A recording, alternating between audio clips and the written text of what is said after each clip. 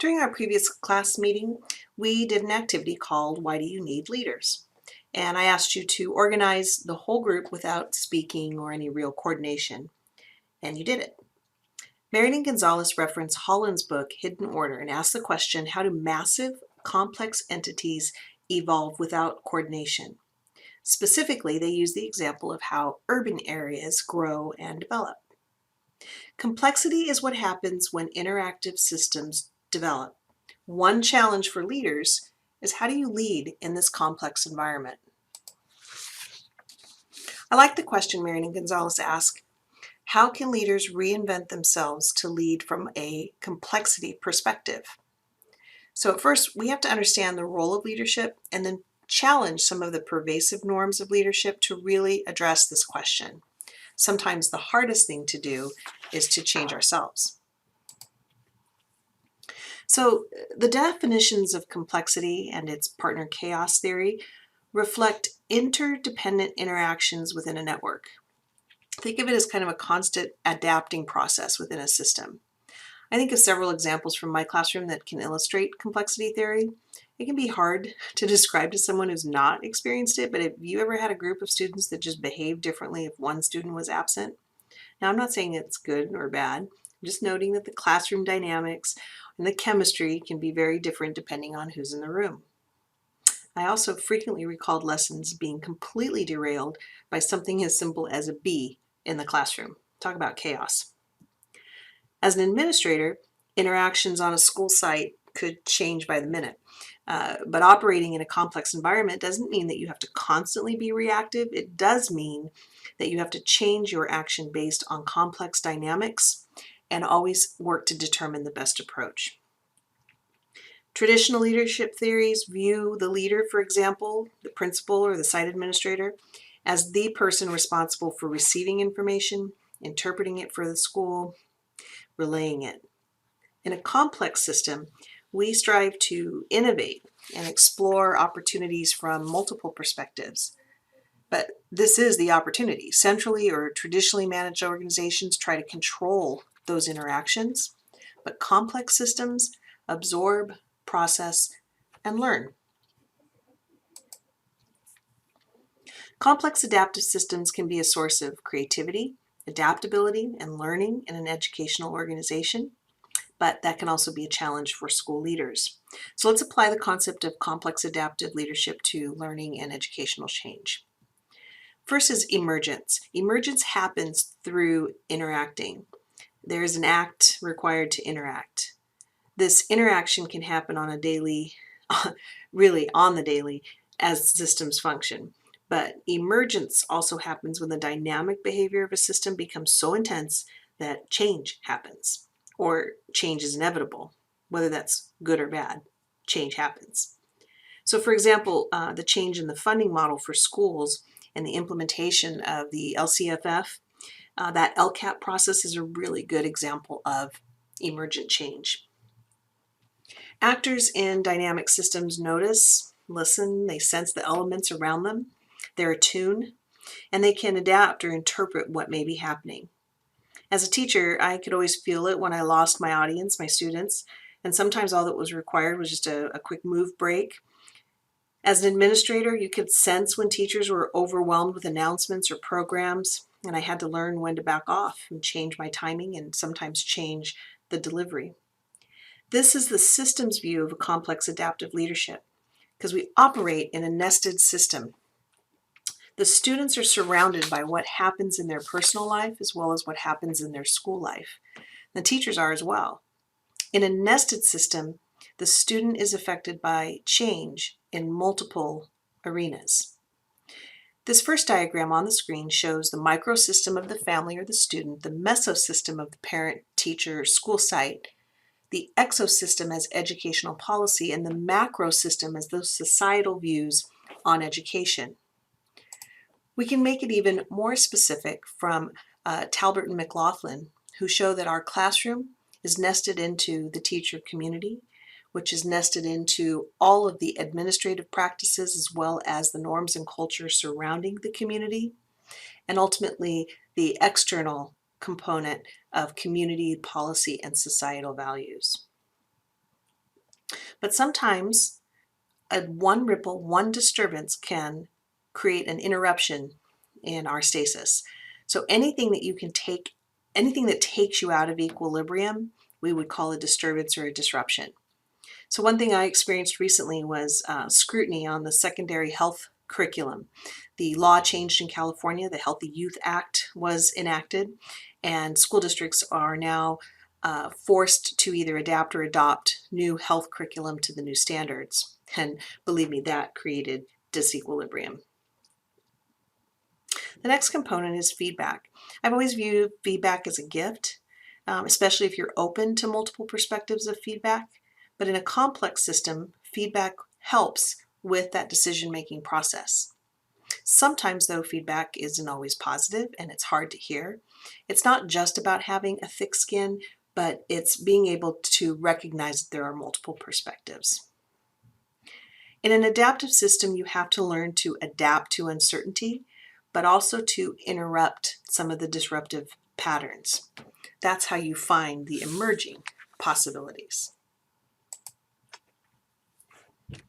So applying complexity theory to leadership can uphold common assumptions about leadership. Good leaders challenge the process, they inspire and enable others, they walk the walk, they encourage the heart. Those are the things we like to see in our leader. But in complex systems, this also implies that several of the assumptions, which are always true, and that the traditional models don't always work in a dynamic organization. Mostly, I would argue, because they rely too heavily on one person, whoever we deem the leader, or the site administrator, the principal. So if you look at the quote on the slide, these authors have helped really shape complexity leadership around three functions, what they call the administrative, adaptive, and enabling. This reminds me quite a bit of our forum discussion we recently had. So Marion and Gonzales break down each of those functions on page 244 and 245 in your textbook. But to look at those traditional models, we look at the administrative leadership, the bureaucratic function of our leadership, is when our individuals in those managerial roles plan and coordinate the organizational activities.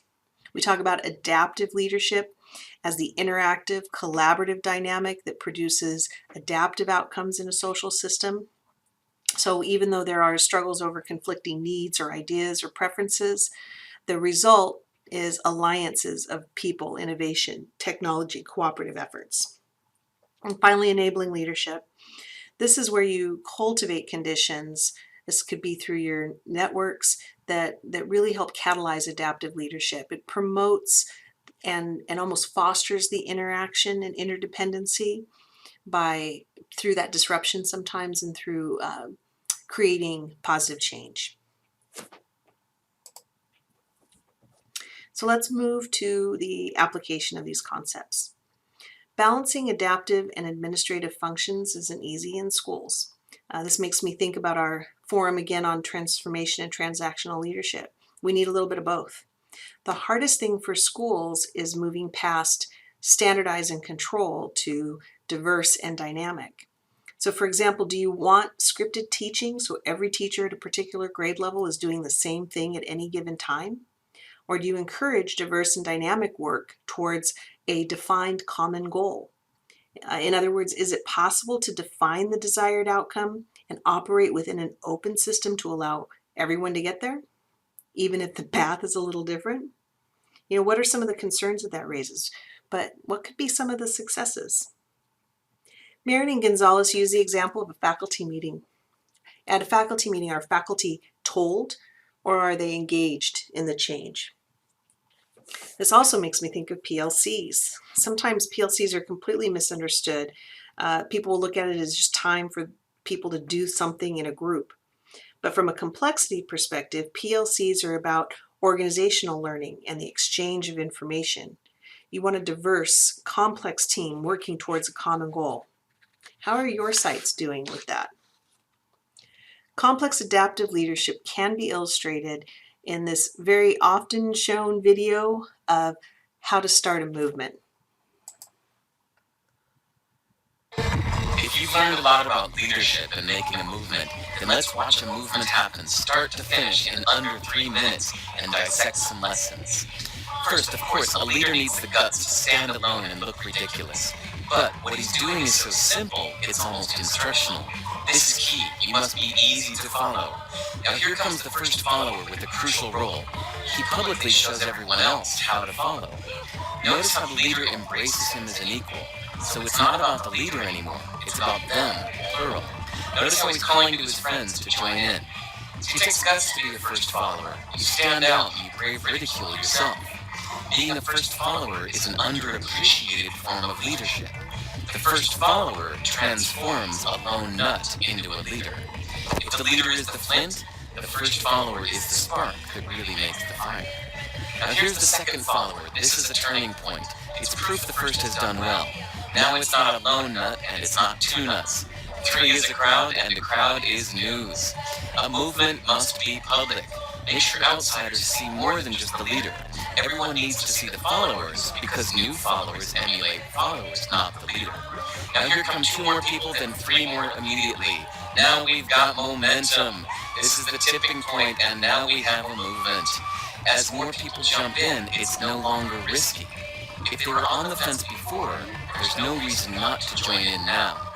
They won't stand out, they won't be ridiculed, and they will be part of the in crowd if they hurry. And over the next minute, you'll see the rest who prefer to stay part of the crowd, because eventually they'd be ridiculed for not joining. And ladies and gentlemen, that is how a movement is made. So let's recap what we've learned.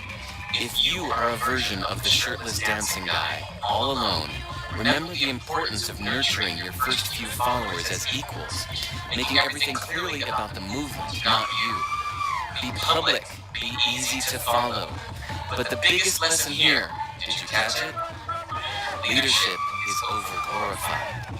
Yes, it started with the shirtless guy, and he'll get all the credit, but you saw what really happened. It was the first follower that transformed a lone nut into a leader. There's no movement without the first follower. See, we're told that we all need to be leaders, but that would be really ineffective. The best way to make a movement, if you really care, is to courageously follow and show others how to follow. When you find a lone nut doing something great, have the guts to be the first person to stand up and join in.